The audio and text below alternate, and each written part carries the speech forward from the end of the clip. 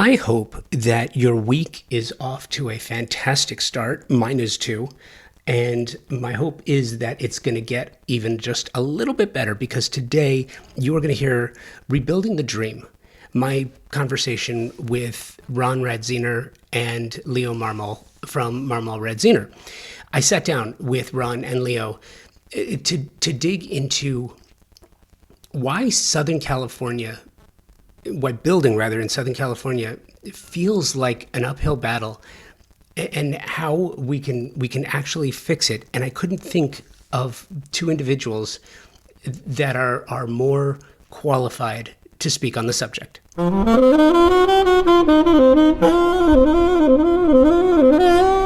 After their talk at WestEdge, I caught up with Ron and Leo to process everything that was discussed, that I've talked about in the past with Leo, and now I had a chance to talk with both Ron and Leo.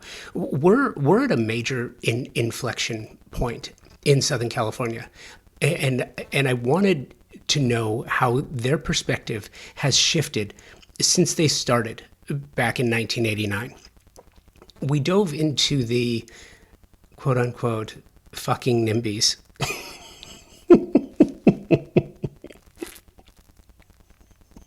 I can't stop laughing. It's just funny.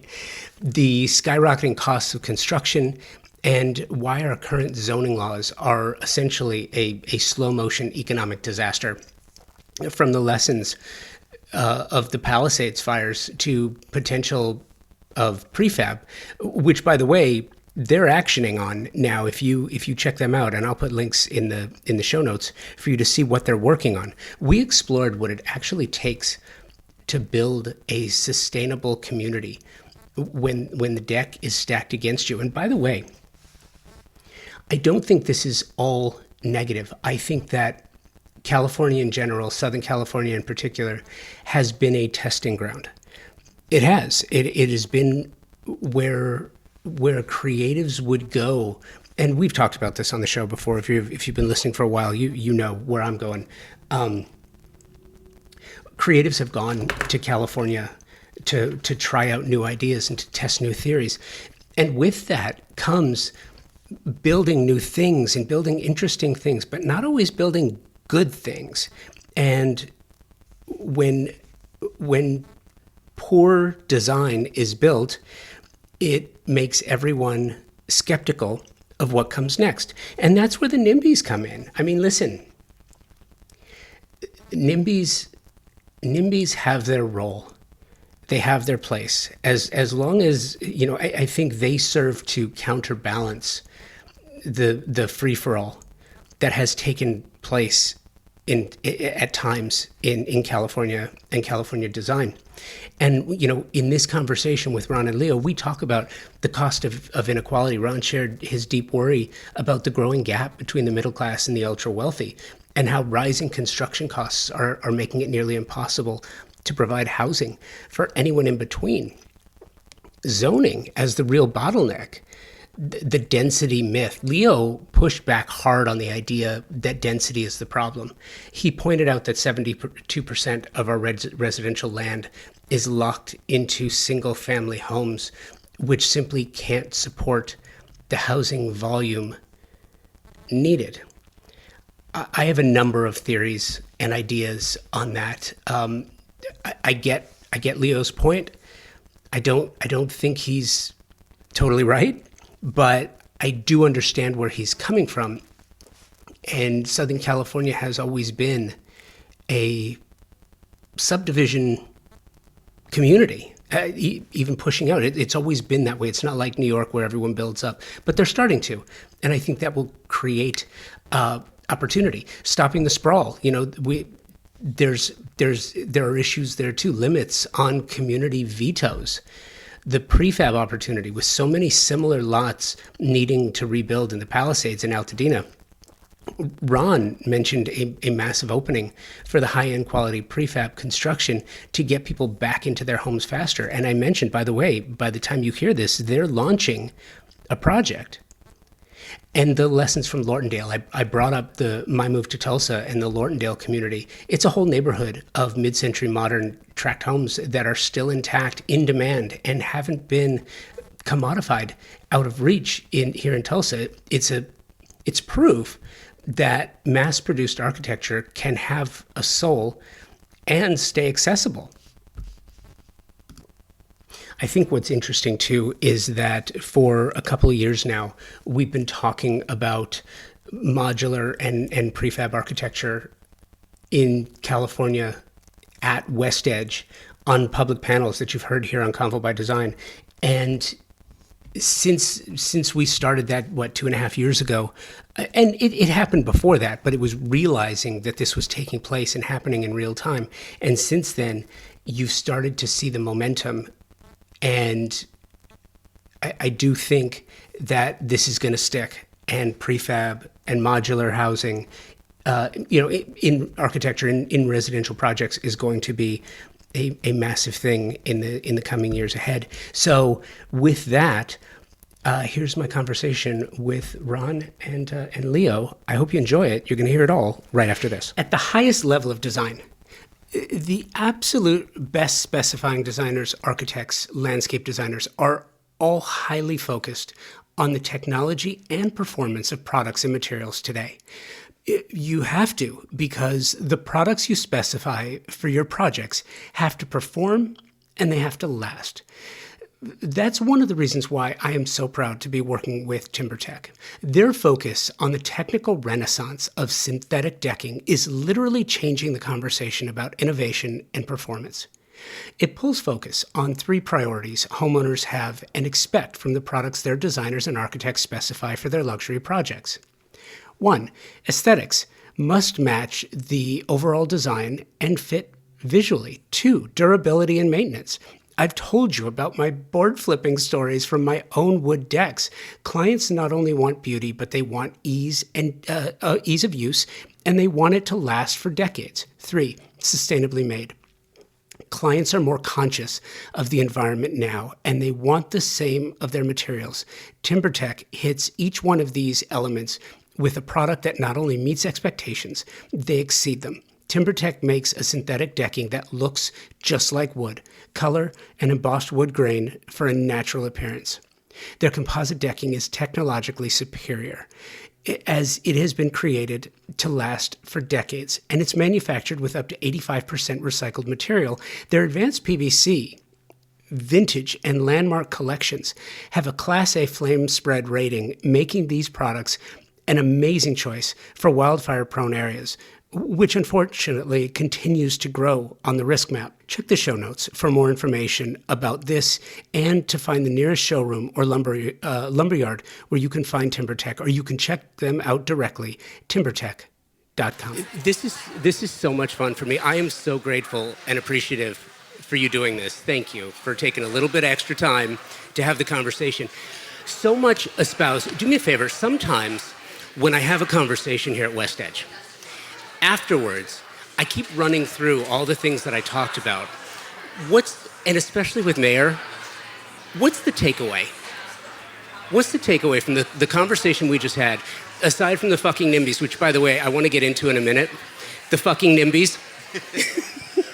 Oh. So much was covered in this conversation. And we are at we're at an inflection point here in Southern California.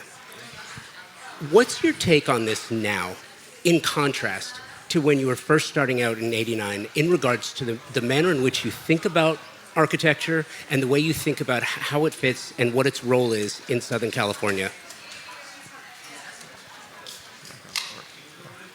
You don't know? We'll want to pass on that. Let me put it in context. Go ahead. Well, I was going to say, I'm worried.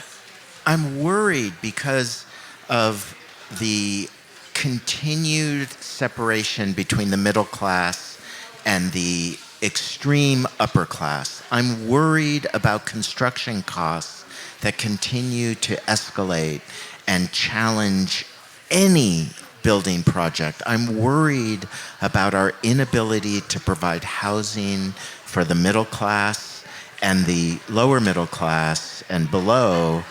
And I feel that we have so much talent and energy and enthusiasm and commitment from the design community. What we don't have is the political will to let them loose and do their jobs efficiently and effectively.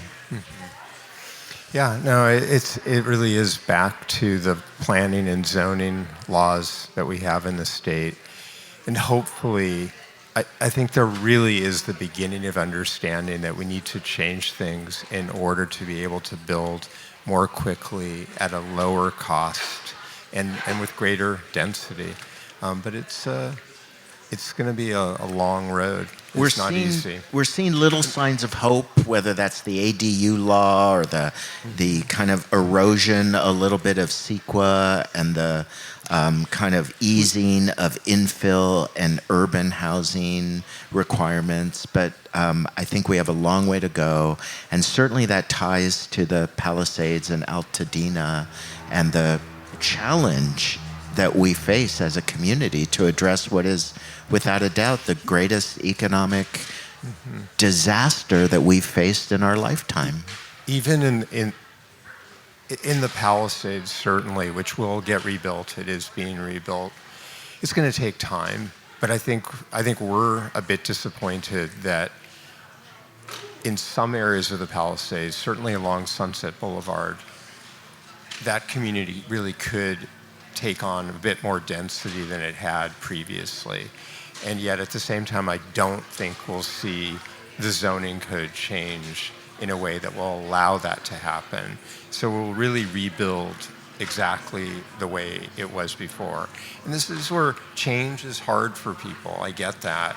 But we do have to have a bit more political will to push the change, because truly 30 years later, I think we'd look back on it and all say we did the right thing, even if in this moment it's hard. Do you know what's interesting too? I was thinking about you both when I was coming out here. I moved to Tulsa in 22. Tulsa, Oklahoma. Got it. In Tulsa, there's a community called Lortondale. Lortondale is a community exclusively. It's an entire community of mid-century modern homes with 2 community pools. And they are the cost of those homes, a lot of 3 and 2s primarily, but they're all still intact. CC&R's restrictions, you can't change anything. They're in demand. They're always in demand when one goes up for sale. It's snatched up relatively quickly, but it hasn't gotten ridiculous, commoditized like some architecture does. And I was wondering, I was like, why?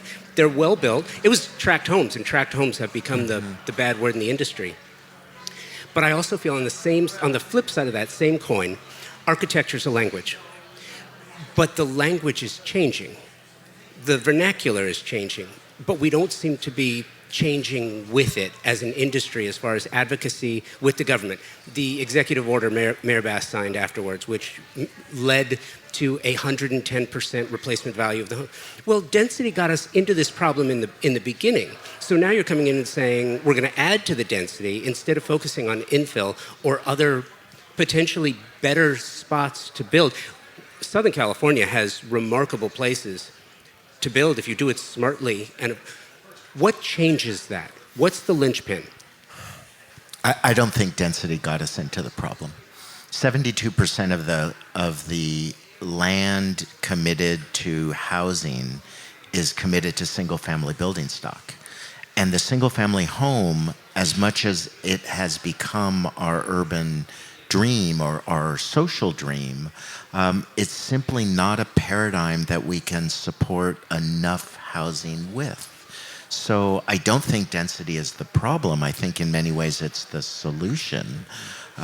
If what you mean by the fact that because the houses were built so closely together, there was a conflagration in the Palisades, which is true. But again, I'll go back to the fact that that's old building stock. And obviously we have to avoid the circumstances that allowed such a conflagration. And that has to do with the urban edge, the wildlife urban kind of intersect zone and how we mitigate that. And our current building standards will make our homes much more defensible against embers and flame. But I don't think it's fair to say that density was the problem. Yeah, I think we both agree that we should have greater density in the areas that have already been subdivided and developed. I mean, what we'd like to see would be less new development in areas that have not already been subdivided. I mean, the continued sprawl that really does still exist out in Riverside County and the edges of this metropolis, I think we would say, should be absolutely stopped. And pushing housing deeper into that wildlife zone. We got to bring it into the urban core. And going up. So it's going up the issue. But when you That's part of it, yes. But when you get past the 405 and now people have views, then the NIMBYs come out en masse. Right. They do. We've given too much power to community groups. We do have to take some of that back. The zoning codes can be such that they're not going to destroy someone's neighborhood, but there does need to be some change. There really does. We're not advocating that there shouldn't be any there shouldn't be any community participation. People should have a voice in what happens in their neighborhoods. There should just be a point at which that voice ends, and decisions can be made, and the community has to accept the decisions made, whether that's at the level of the planning commission or city council or above, that once those decisions are made, they lose their rights and they have to accept the consequences of the process. Right now, people can extend that process forever through litigation, and people now have the power to stop projects that really should move forward, whether those are bike lanes or green technologies or high-speed rail, the things that we need to develop to develop a truly sustainable community. You are listening to my conversation with Leo and Ron from Marmol Radziner. We'll be right back. If you've listened to the show for any amount of time, you've heard me say this, that the most important word in the design industry is service. Product is important, price is important, selection is important, but stellar service is the premier idea that can make all the difference in the success of a project, any project.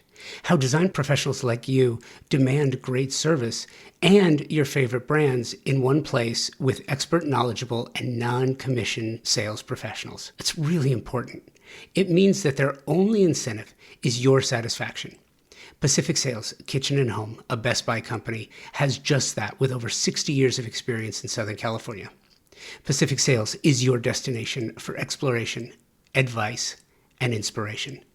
Now, you have the Pacific Sales Kitchen and Home team to help you and offer their Pro Rewards program, which is a trade program unlike any you have experienced before. Earn 3% in Best Buy gift cards, e-gift cards, or 2.5% in rewards checks for every qualified and delivered sale. In addition to special trade pricing, exclusive offers, access to exclusive special events, and so much more than I could possibly tell you about here. And the cherry on top is access to exclusive builder trade incentives from top brands and the stellar service, again, from a company that has been serving the industry for over 60 years. Terms and conditions apply to the Pro Rewards program and builder trade incentives. So visit a Pacific Sales expert at a showroom today for full details and to learn how you can unlock additional savings and benefits. Don't miss out on the opportunity to work with the best of the best. Visit Pacific Sales Kitchen and Home today and elevate your projects to new heights. The design industry is in the midst of a generational and fundamental change. If you're in the biz, you feel it. I know you do. We all do. Just about every aspect of the industry is growing, changing, and turning into something entirely different due to a number of factors that, not to go into here, but between tariffs and supply chain and political influence, just clients have changed. Pricing has changed. Everything about the industry has changed, except for one thing, the need for strong design and architecture communities. And that's what led to the creation of Shelter Republic, an online community exclusively for the design and architecture communities, a place to engage with other like-minded creatives outside of the prying eyes of clients and the media. Wouldn't you like to belong to a nurturing community where you can have those real, challenging, authentic conversations, watch exclusive design-focused content, take free courses to level up your design business, hear from experts in the industry, guiding you and helping you move ever forward? And it's free to join. No catch. But it's invitation only. This is not like maybe some other programs you've heard of before where you pay a fee, a sizable fee, and go through a quasi-vetting process only to get there and realize that you're kind of just paying for an ad. That is not what this is. If you're a designer or an architect, you qualify. If you want in, email convobydesign@outlook.com and type Shelter Republic in the subject line. That's it. An invitation to join will follow. Call this the anti-social media platform where you can meet, engage, and share ideas in a safe, closed community environment of like-minded creatives. That's what this is. And like I said, it's free to join. Send an email, convobydesign@outlook.com. Subject line is Shelter Republic. It's that simple. And like I said, it's free to join. See you there. Yeah, I think, again, let's say in the Palisades, which because it's going to be rebuilt, almost all the Palisades, I think we would say, should stay single-family zones. But within the kind of commercial core, or let's say along some of Sunset that was still single-family homes, if this was just allowed to go to 3 stories maximum, we're really not changing the height limit much at all, but just greater density, ability to build apartments, condominiums, I think it would really help. What if we had a law that said every dingbat is automatically on the chopping block and can be replaced by X? Every single one of them. Every single dingbat. Is this a moment? Is this a heavy trash moment? Seriously, is this a moment for a political statement with regard to architecture? Because we don't have those. I think that I think it's always a heavy trash moment. The problem, I think, is coming up with those ideas for what that smart heavy trash solution or concept would be, and it's harder than you think. I also think that with housing in particular, you're never in a good position when your action is a reaction against a real disaster. Those are not good planning opportunities because you're in a state of emergency. You know, how do you rebuild cities devastated by war or communities devastated by fire? That's not healthy planning. That's emergent. That's triage. You want to avoid the triage. Unfortunately, we've allowed our housing situation to get to the place of now needing triage, and that's not a good position to plan from. But we're stuck with it, and we just have to do the best we can. It's interesting too. So being in Tulsa and touring around and seeing things, one of the things that caught me most about it, especially as I think about Southern California architecture. You can drive around Oklahoma, and there's this one spot in particular where it's like a small city, but all you see are raised foundations. You don't see anything else. There are no trees, there's nothing else, just a whole, like, acres of raised foundations. And I asked a friend of mine, I was like, what is that? That was a community that was rebuilt 5 times after tornadoes. 5 times. At some point, you have to say, okay, listen, this is an issue. And I think there it was, okay, well, we can go build somewhere else affordably because it's Oklahoma and there's the demand is not as strong. But because the desire and the demand for the dirt itself here is so strong, how do you change the mindset? Well, I don't know that you can. I think value plays into it tremendously. I would like to believe, let's say in Malibu right now, from Dukes south to Topanga, I do not think a lot of the homes right on the water will be rebuilt. I think the values were already very depressed between sea level rise, the hillsides falling behind it, and now to rebuild with up-to-date foundations and septic systems, I really believe that's a place where we will not see a lot of rebuilding, and that's probably the best. So, look, the market's going to take care of some of it, certainly. I would argue that this is an opportunity for the Coastal Commission of the state of California to put public investment and purchase at full property value, which isn't very high, all of those properties and return it to the public domain. Let the Coastal Commission do something positive in terms of returning that land, and I would argue, and get out of legislating what people should do, well inland from the coast. Get the Coastal Commission out of that and go back to its original mission, which was to protect public access to the most incredible resource we have in California, and that's the coastline. But they are way beyond that mission today. How does your belief and practice in prefab and modular now take a role in that regard? Because I think that, by its very nature, can solve some of the issues. Not all of them, but it can address some of the issues. Mm-hmm. Well, I think there is unfortunately, this opportunity in the Palisades and Altadena where you have so many properties of exactly the same size that need to be rebuilt.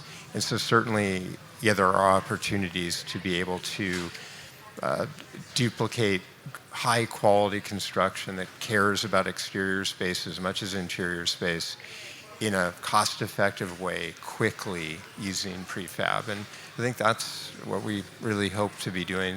Well, hopefully, looks like we'll start our first prefab home right after the first of the year in the Palisades, start construction, and hopefully there'll be many more to come. Is that also one of the places where we build stronger, is by building smarter? And if you can do prefab, if you can do it that way, which is easier to get in, it's easier to replace, it's not always totally less expensive, but it is to some degree a lesser cost. Sure, I think we need all of it. I think prefab is certainly one of the responses. We happen to be interested in that, and we're pursuing it.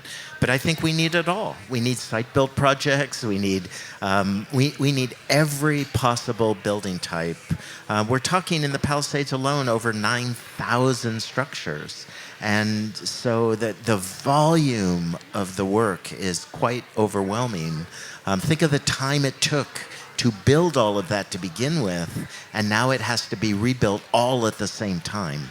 It's an overwhelming circumstance. Yeah, and not something that's going to be solved in a day, but hopefully soon. Quick question. Your ring, was that a house?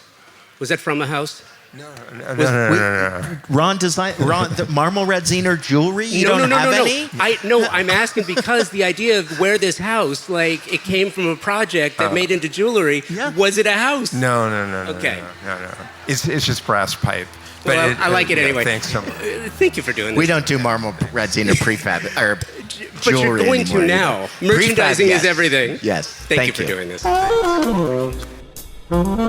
Thank you, Leo. Thank you, Ron, for taking the time to share your thoughts and join me on stage at WestEdge for this conversation. Thank you to my incredible partner sponsors, Pacific Sales, Kitchen and Home, TimberTech, and Best Buy and Shelter Republic. Their sponsorship of Convo by Design allows me to seek out sublime design stories from beyond the work itself and showcase unique personalities, chasing new ideas, and changing the way we think about design and architecture, like Leo and Ron. and then present it to you. So please give them an opportunity on your next project. Thank you for listening and sharing this journey of ours. 2026 marks 13 years of constant publication of the podcast. Over 700 episodes, hundreds of interviews, thousands of guests, and could not do it without you. Wouldn't want to. Please keep those guest suggestions and live locations coming, as well as thoughts about where you would like the show to record live from in the future. Convo by Design at outlook.com, and on Instagram, Convo by Design with an X. And again, if you're in the industry and you want to be part of the Shelter Republic design and architecture community, email me and I will send you an invitation. It's free to join. Thanks again for listening. Until next time, be well, stay focused and driven so you can rise above the chaos.